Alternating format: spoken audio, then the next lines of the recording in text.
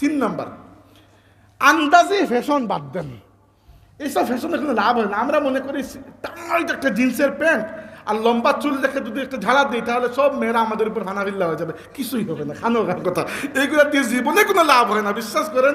লেখাপড়া করেন, ভালো একটা জায়গায় প্রতিষ্ঠিত হন, হালাল উপায়ে অর্জন করেন এবং বুক ফুলিয়ে বাঁচেন, দেখবেন আল্লাহ রাব্বুল আলামিন ভালো বিয়ের ব্যবস্থা করে দেবেন। হুদাই এগুলো দিয়ে, এইসব ফ্যাশন দিয়ে ফায়দা হয় না। 16-17 বছরের বয়স আমিও পার করে এসেছি। জন্মের পর থেকে তো আজকের 31 নম্বর বয়সে আসি নাই, এই বয়স আমিও পার করে এসেছি। এই সকল ফালতু জিনিস আমি আলহামদুলিল্লাহ বুকা ছিলাম মনে হয়, এই জন্য হয়তো খুব ভালো করে লেখাপড়া করেছি। মানে লেখাপড়ার আমার অবস্থান খুবই ভালো ছিল। এমনকি ঢাকা বিশ্ববিদ্যালয়ে অনার্সেও আমার ডিস মেরিট অ্যাওয়ার্ড ছিল, মাস্টার্সেও ডিন মেরিট অ্যাওয়ার্ড ছিল। এরপরে আমি মিশরে গিয়ে মিশরে আরবি ভাষায় ডিপ্লোমা করেছি। মিশরের মার্কাজ ফাজাল লিল লুগাতিল আরবি, একটা ল্যাঙ্গুয়েজ আরবি সেন্টার আছে, সেখান থেকে।